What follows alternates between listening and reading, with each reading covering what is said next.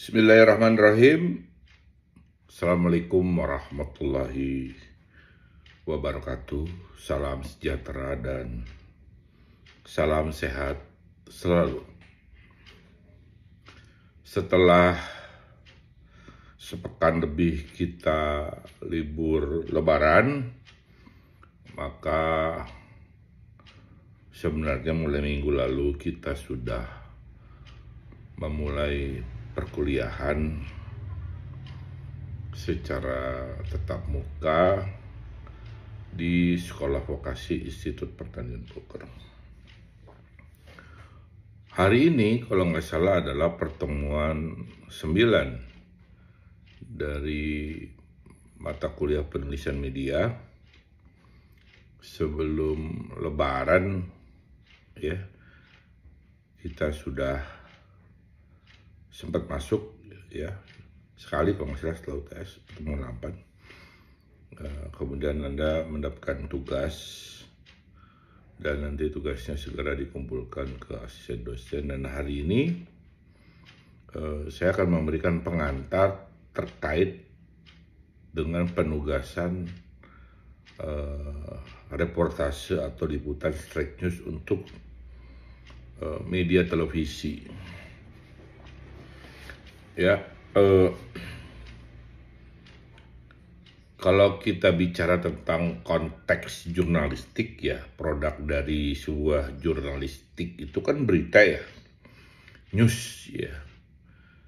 Sementara bentuk atau produk dari news itu kan hanya dua, modelnya model straight news dan model feature, dan itu kan juga berlaku tidak hanya di cetak tapi juga di elektronik, ya. Kalau istilah di elektronik televisi namanya majalah televisi, ya, majalah televisi. News magazine itu sebenarnya konsep liputan dari feature dari televisi. Nah, kalau kita tugas pada pekan ini adalah fokus untuk straight news. Di mata kuliah teknik reportase juga mungkin sudah kita belajar sedikit tentang straight news, yaitu liputan yang berbasis peristiwa, di mana dia mengedepankan kecepatan dalam penyampaian informasi. Jadi kadang kalau kita bicarakan apa Pak bedanya straight news dengan feature, ya, yang paling sangat menonjol adalah straight news itu berbasis peristiwa yang pengen kita cepat-cepat deliver informasi ini kepada masyarakat. Sementara kalau feature itu nggak harus baru gitu loh, ya, nggak harus hot gitu loh, ya. Jadi dia bisa menggali dari sisi-sisi lain dalam sebuah peristiwa. Bahkan mungkin kita lebih suka menggunakan istilah feature itu di balik peristiwa, ya. Kalau kita bicara dalam konteks misalnya kecelakaan gitu yang di kilometer 58 600 gitu kan, maka feature-nya adalah kita membuat profil korban-korban itu gitu kan, cerita-cerita dari keluarganya, ya, sebelum dia naik Grand Max gitu kan. Kita datang, kita gali, nah itu kan. Tapi peristiwa kecelakaan itu adalah straight news, ya. Termasuk juga ketika bus Rosalia Indah masuk jurang yang menyebabkan 3 orang tewas. Itu kan peristiwa 2 besar yang terjadi pada saat liputan mudik kemarin, yang mendapatkan tempat di media-media televisi, media online dan media massa semuanya, ya. Saya ingin mengawali karena ini kan masuk kategorinya jurnalistik televisi gitu, ya. Wah, ternyata profesi sebagai seorang jurnalis televisi itu masih menjadi salah satu profesi yang banyak menarik perhatian TV loh, ya, nggak yang media lainnya. Buktinya apa? Kita lihat kemarin di liputan arus mudik maupun arus balik, ya. Anda lihat semua TV menerjunkan wartawannya, reporternya untuk membuat liputan langsung. Ya saya kan banyak di rumah ya, jadi di sela-sela waktu itu saya sedang nonton liputan tentang arus mudik dan arus balik ya.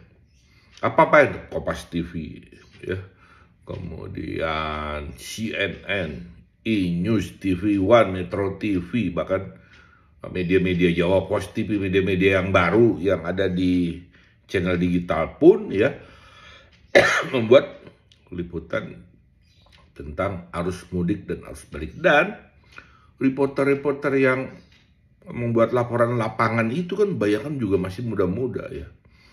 Ya kelihatannya baru sumur-sumur kalian gitu. Mereka memberikan laporan secara langsung live ya, dengan mic-nya gitu, melaporkan dari Bakaheni, dari Kali Kangkung, kemudian dari Cikatama ya, dari Bandung dan lain sebagainya. Saya melihat wah ternyata profesi jurnalis televisi ini juga masih menjadi profesi yang memiliki daya tarik. Ini cocok dengan prodi kita. Prodi kita kan komunikasi digital media ya. Komunikasi digital media. Salah satu profil lulusannya adalah menjadi seorang wartawan. Makanya di mata kuliah Kemen itu banyak yang terkait tentang jurnalis, karena memang kita ingin melahirkan seorang jurnalis televisi yang profesional di saat dunia, di zaman cyber seperti ini, zaman digital ya. Jadi makanya kan banyak sekali itu tentang reportase, tentang penyusunan berita. Itu salah satu kompetensi yang diajarkan di prodi kita adalah tentang jurnalistik. Ya jurnalistik dalam arti luas ya semuanya, TV, cyber, online dan sebagainya. Dunia tulis menulisnya cukup banyak, yang menulis artikel dan sebagainya, karena memang profil lulusan kita itu adalah kemampuan di bidang jurnalistik. Ya, jadi saya bilang bahwa TV masih menarik dan jurnalistik TV masih oke. Dan saya melihat kemarin hiruk pikuk tentang arus balik, arus mudik itu luar biasa, dan hampir semua TV menerjunkan reporter yang muda dan tua gitu ya. Ya. Tapi konsekuensinya apa Pak? Ya, nggak lebaran itu kan saya juga lihat di liputan sisi lain dari Kompas TV ya, sampai sang wartawan itu kan nggak pulang gitu ya. Pada saat lebaran kedua ketiga didatangin keluarganya.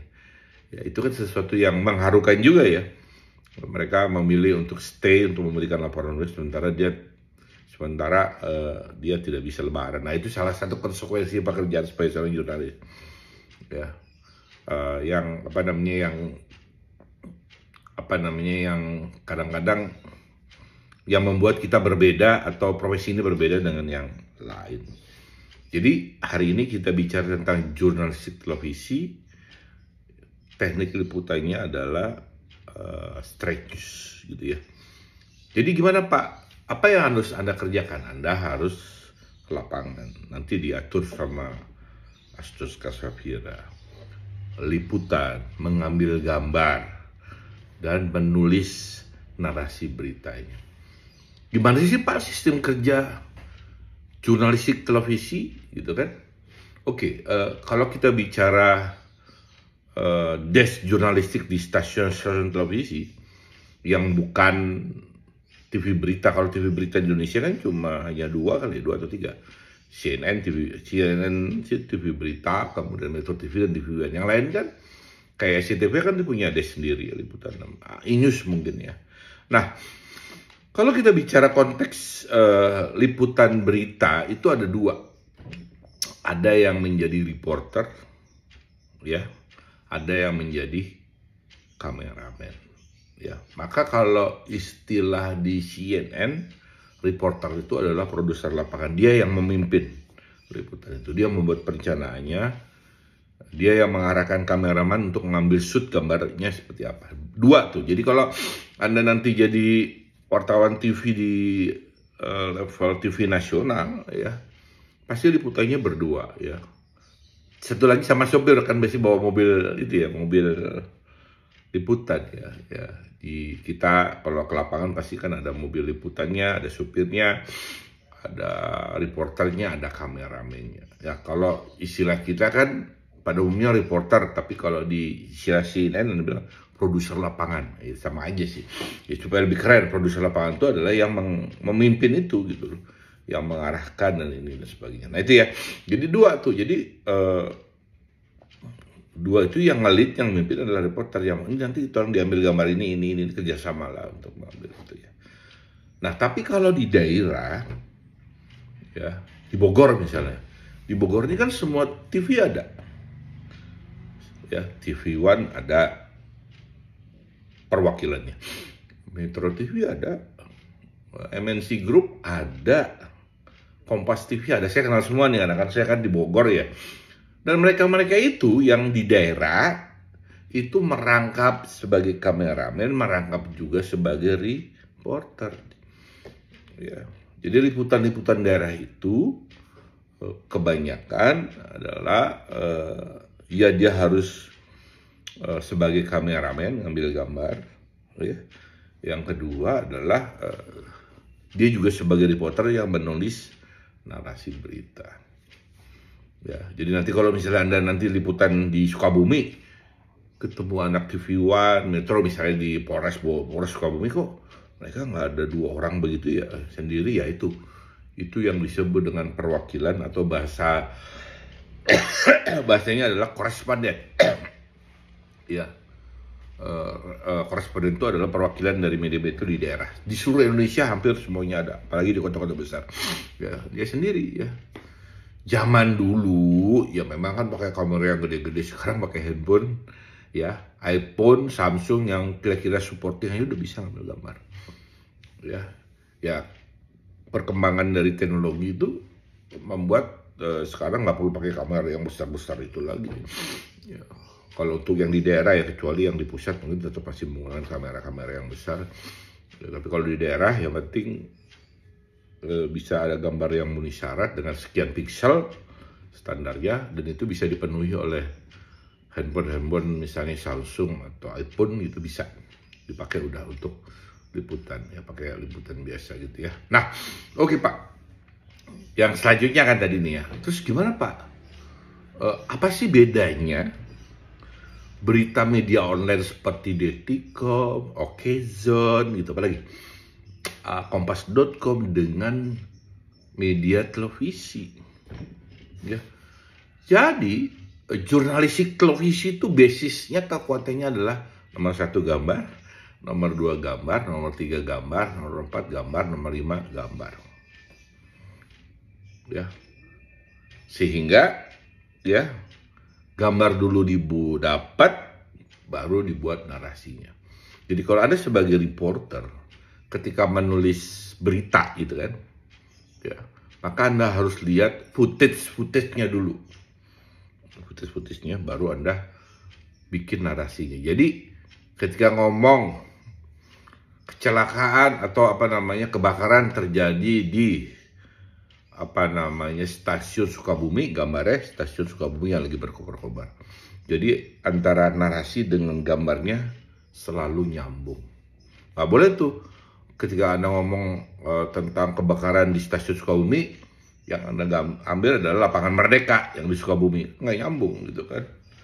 Ya, ketika misalnya liputan soal di lapangan Merdeka, Anda ngambil lapangan yang ada di Cikembar misalnya, kan nggak nyambung. Sehingga kekuatannya adalah di gambar. Nah, berarti kalau kita bicara kekuatannya itu di gambar, maka kecepatan itu menjadi hal yang penting. Apa Pak misalnya? Oke, saya kan bilang tadi misalnya Pak, ada kebakaran di stasiun Sukabumi ya. Ya. Saya asli saya Safira ya.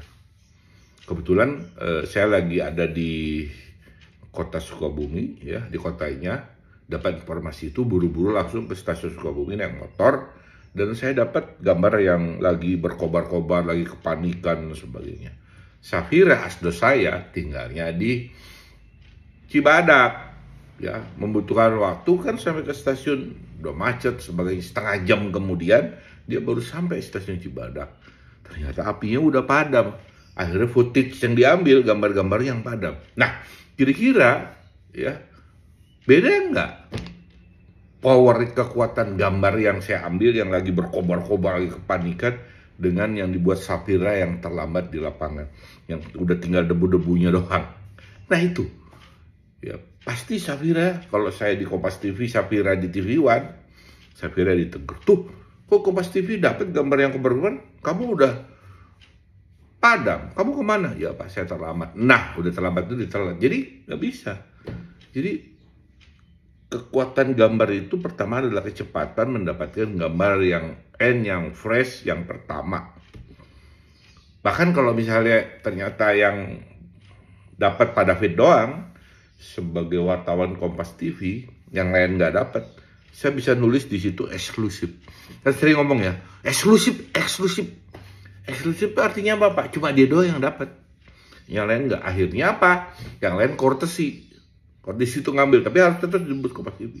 Orang gambar cuma yang punya Pak David, tapi media lain tetap harus memberitakan dan harus secara kode etik dia harus sebutkan itu sebagai courtesy.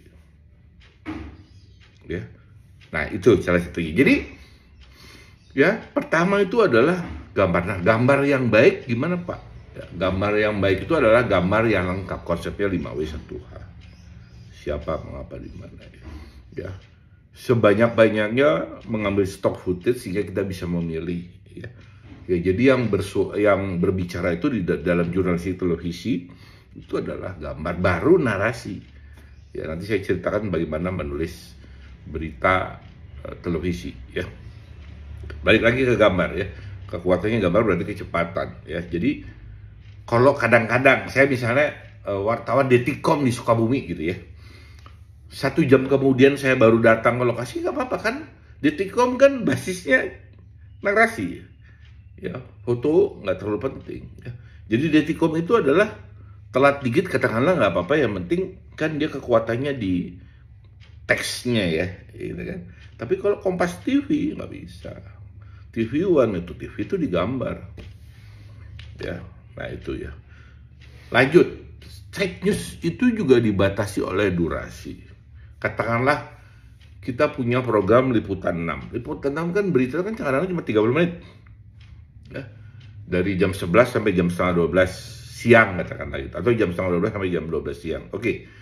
Jam 12 sampai setengah 12 sampai jam 12 siang itu kan 30 menit. Terdiri dari berbagai slot dan ada iklan juga kan. Katakanlah tinggal 20 menit. 10 menit buat iklan. Nah 20 menit itu dibagi berbagai macam slot. Katakanlah satu berita itu 3 menit, 2 sampai 3 menit. Bayangin, kita harus bisa membuat ya narasi selama 3 menit tapi lengkap. Ya. Itu tantangannya, ya. Ya. Tapi karena kalau kita udah terbiasa, nggak apa-apa. Ya. Oke, gambar penting kecepatan, Pak. Pilihannya mana? Membuat gambar yang estetik tapi terlambat, membuat gambar yang biasa-biasa saja tapi cepat. Saya pilih yang cepat ya. Kebetulan waktu itu kamera lagi di kos-kosan. Anda hanya punya handphone ya, handphonenya juga handphone standar gitu. Kamera lagi di kos-kosan, tapi ini milih nih, saya mau ke stasiun Sukabumi atau ngambil kosan. Kalau ngambil kosan belum macet lama, nanti baik saya ke stasiun Sukabumi pakai handphone aja. Saya memilih pakai handphone biasa aja, saya ambil gambar footage-nya daripada saya ngambil kamera di rumah, takutnya di sana udah nggak dapat momen. Nggak dapat momen, nggak dapat angle yang bagus. Ya. Jadi saya memilih pakai HP butut jadul tapi cepat, dapat gambar yang bagus ketimbang saya nunggu lama dapat kamera yang bagus. Jadi buat saya teknik itu nggak penting.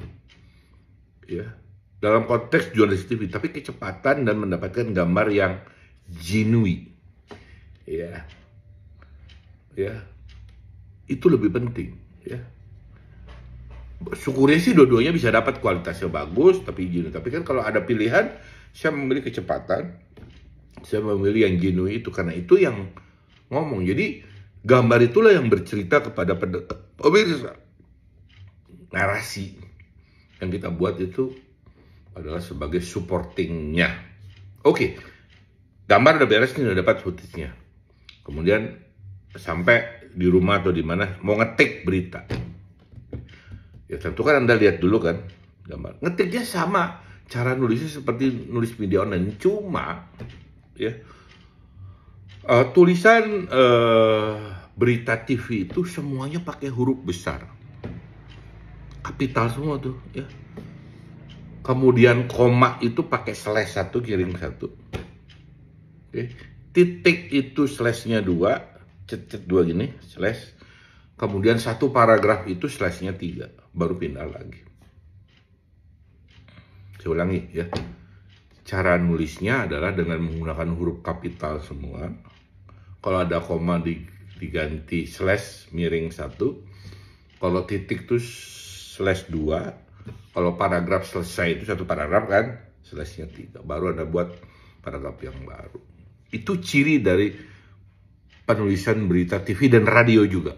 Kenapa Pak? Ya supaya ini kan teksnya narasi berita TV kan dibaca sama anchor atau sama voiceover di prompter sehingga lebih gampang dilihat gitu. Kalau ditayangin di prompter itu kan ada alatnya itu kan tinggal dibaca doang. Tapi kalau huruf kecil-kecil kan kadang mata kita nggak semuanya sempurna gitu, ada minnya berapa sehingga dibuatlah huruf besar, fontnya juga mungkin bisa 14, bisa 16, yang penting kebaca lebih mudah. Jadi kepentingannya bukan untuk dipublish di online seperti tulisan media online, tapi untuk kepentingan membantu membaca voiceover dan prompter.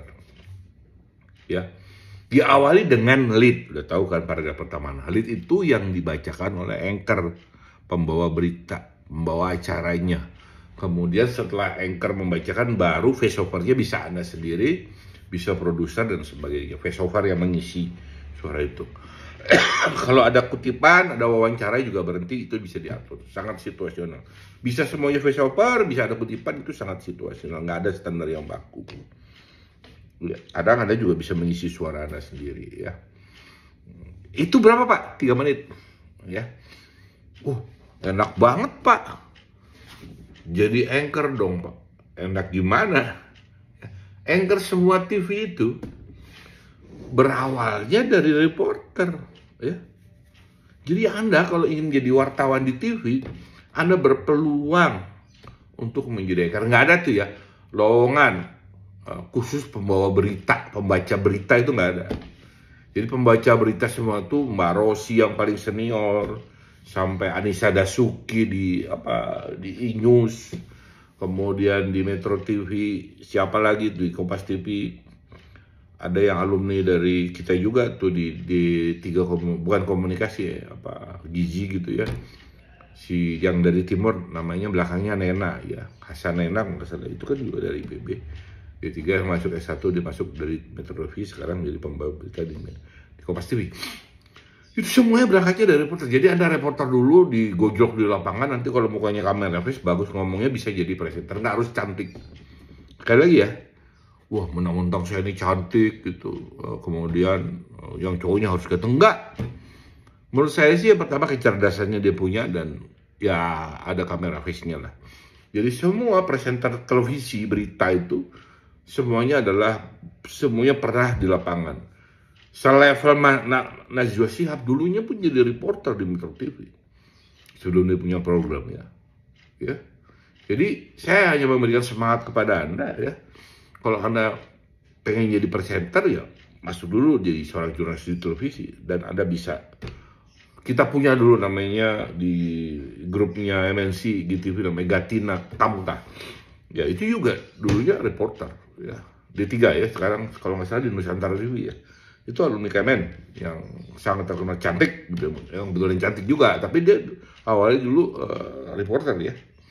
Nah, saya ingin mengatakan itu. Jadi presenter membacakan atau anchor membacakan visual. Tapi kan sekarang tuh anchor juga punya live ya, segmen tanya jawab dengan narasumber. Kan harus belajar juga, nggak hanya sekedar membacakan narasi, tapi juga dia live, kadang-kadang mengundang pembicara dan sebagainya dan tanya jawab gitu ya. Dia harus menguasai bahan juga, kalau enggak kan nggak belajar gimana tuh. Jadi ada kecerdasan yang dimiliki oleh seorang pembawa berita juga itu ya, nggak yang sekedar membacakan doang. Nah itu saya bilang itu hanya dimiliki oleh seorang jurnalis. Jadi nggak ada ceritanya lowongan khusus jadi pembawa berita, pembawa acara, kecuali acara gosip ya beda lagi. Tapi kalau untuk news semuanya berangkat dari seorang jurnalis, semuanya berangkat dari bawah, dari reporter. Ya, nah itu ya tadi, Pak. Gimana sistem kerjanya, Pak? Oke, kalau misalnya Anda di pusat gitu di Jakarta, ya kan tadi kan ada reporter, ada kameramen sampai di kantor kan, tes gitu kan. Anda minta footage dari kameramen, ya. Kemudian Anda buka komputer dan Anda membuat narasi. Apakah otomatis ya yang kita tulis dan pilihan foto itu langsung dibacakan oleh no? Ya. Jadi apa yang kita tulis, apa yang kita pilih itu masih diedit, diperiksa oleh yang namanya produser. Kalau di media online dicetak namanya redaktur. Ya, produser jadi dulu adalah pasti dulunya pernah jadi reporter ya. Jadi naskah kita tuh yang pakai huruf kapital masih diedit lagi. Ya, kemudian foto-foto juga foto-foto juga dipilih. Ya, dipertajam lah ya. Baru setelah itu oke, baru dibuat voice-over-nya. Sama juga yang dari daerah. Kalian misalnya jadi wartawan TV One di Sukabumi, kan Anda ngirim tuh ya gambar ke Jakarta ya. Sekarang kan udah pakai teknologi canggih ya, pakai FTP bisa ngirim gambar langsung. Kemudian narasi juga Anda kirim lewat email atau ya. Nanti di Jakarta pun produser daerah itu akan melihat ini layak atau tidak. Pertama layak, diedit lagi naskahnya, dihalusin, dibagusin, foto-fotonya juga dipilihin, baru dimuat. Jadi ya berita TV yang Anda tonton tiap hari itu melalui proses editing, ya, nggak ujuk-ujuk langsung dipublish gitu, langsung dibacakan presenter, ya kan? Seorang produser kan melihat nih cover boxnya tidak, kode etiknya jalan atau tidak, lengkap atau tidak, ya. Ya itu salah satunya, mempertimbangkan aspek-aspek ini layak dimuat atau tidak, nilai beritanya cukup atau tidak, ya. Nah itu kira-kira ya. Jadi prinsip dasar tentang jurnalisme itu semua sama, ya. Menyampaikan informasi kepada masyarakat melalui metode jurnalistik ya yang clear ya.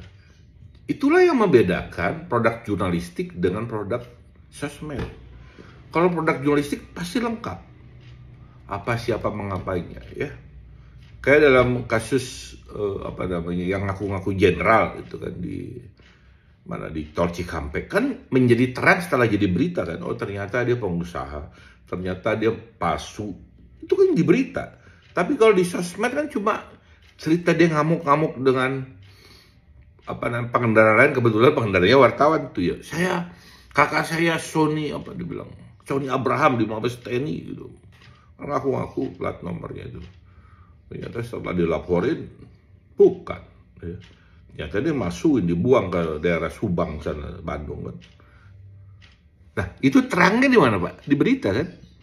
Apakah sosmed itu bisa menerangkan itu? Enggak. Sosmed hanya melihat kayak kemarin ini sekarang lagi viral deh. Bis MGI ya. Di tol Cigombong, baca deh viral hari ini ya. Ribut gitu karena dia ugal-ugalan ribut dengan yang lain kan. Sekarang kan ini kan Bogor lagi Sukabumi kan. Tol exit Parung Kuda kan lagi amblas gitu kan, semua lagi Cigombong. Ini ribut barusan deh. Tunggu aja nanti mungkin berita ya di Sukabumi update atau radar Sukabumi juga akan menjadi terang. Ya, itu turun. Ya pengemudinya MGI itu nggak salah dari Bogor Sukabumi Pelabuhan deh. Dengan pengendara ribut. Nggak tahu masalahnya apa, belum terang. Itu di sosmed. Ya, saya lihatnya tadi di mana ya, di Twitter nggak salah, di X gitu ya. Nah, nanti kan kalau udah ada wartawan menjadi terang tuh. Oh ini masalahnya ada sebagian. Nanti terakhir aja kan minta maaf. Seperti dalam kasus ngebuang sampah di puncak itu kan, ternyata orang Cianjur minta maaf gitu kan. Jadi kan segala sesuatu yang viral tuh kemudian menjadi terang setelah diberitakan, akhirnya oh ini pelakunya dan diminta. Nah itulah yang membedakan produk sosial media dan jurnalistik. Jurnalistik jadi membuat terangnya dari sosmed ya kan, karena ada 5W1H ya, ada prinsip dasarnya itu yang harus dipenuhi ketika itu menjadi produk jurnalistik yang disebut dengan berita. Ini udah hampir 30 menit saya memberikan pengantar. Ya jadi minggu depan insya Allah saya akan datang ke Sukabumi dan akan melihat karya Anda ya. Hari ini fokus di liputan lapangannya, ya mudah-mudahan liputan-liputan yang dibuat ini bagus gitu ya, yang memiliki nilai berita kan udah dipelajari itu, nggak sekedar hanya menggugurkan kewajiban ya. Untuk soal teknik pengambilan gambar, mudah-mudahan nanti Astos bisa jelasin ya. Kalau saya sih, kalau dalam konteks till up, till down, panning itu kan sesuatu yang bisa dipelajari. Ketika kita ke lapangan pun, semua itu kan sangat automatically gitu loh ya. Yang penting sekali lagi kekuatan di berita televisi itu adalah di gambar.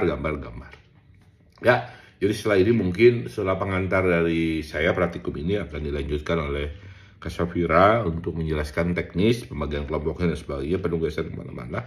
Insya Allah minggu depan saya akan datang dan akan melihat karya-karya itu. Selamat Lebaran, minal aidin wal faizin, dan saya minta nih jangan terlalu banyak tidak masuk gitu loh ya. Ini sisa kuliah kita lagi nggak lama ya kan, mungkin sampai akhir Mei gitu ya, sehingga kalau Anda sering nggak masuk sih mungkin ya Anda 3 kali gitu kan masih bisa ujian ya, tapi kan nilainya nggak mungkin dapat nilai A. Orang setiap minggu kita ngasih tugas gitu kan. Ya, yang kemarin yang nggak masuk aja udah kasih 0 tuh kan, saya bilang udah pokoknya kalau yang nggak hadir sebelum Lebaran kasih 0, nggak mungkin Anda dapat nilai A. Kenapa? Ya kan tugasnya kosong. Sementara kan misalnya tugasnya ada 14 pertemuan dibagi 14, nggak mungkin dapat 90 kan, pasti 87, berpengaruh terhadap nilai. Makanya jangan dianggap sepele kehadiran itu ya. Hak Anda nggak masuk, tapi Anda juga ada konsekuensinya. Ketika Anda nggak masuk, Anda masih tetap bisa ujian karena hanya 3 kali, tapi nilai Anda nggak akan dapat A. Kalau nggak dapat nilai A, itu kan menjadi repot. Kenapa? Yang membuat IPK jadi, kalau semuanya dapat nilai A, kemudian ternyata penulisan nilai dapat B atau C, ya, membuat IPK kita jadi. Yang sekarang, PTKI aja IPK-nya 3,5. Ya. Kemudian TOEFL-nya 500, coba tuh. IPK-nya KI, BUMN, kan lagi rame tuh di Twitter ya. Ya bagus sih menurut saya memang harus begitu. Supaya mahasiswa belajar dengan bersungguh-sungguh. Masa IP 3,0, 3,5, TOEFL 500. Jadi dia ingin mendapatkan orang yang benar-benar punya bibit unggul gitu. Ya itu aja sih yang saya ingin sampaikan, mudah-mudahan muncul kesadaran untuk meningkatkan kedisiplinan kehadiran dalam perkuliahan kita. Wabillahi taufiq hidayah. Assalamualaikum warahmatullahi wabarakatuh. Salam sehat selalu.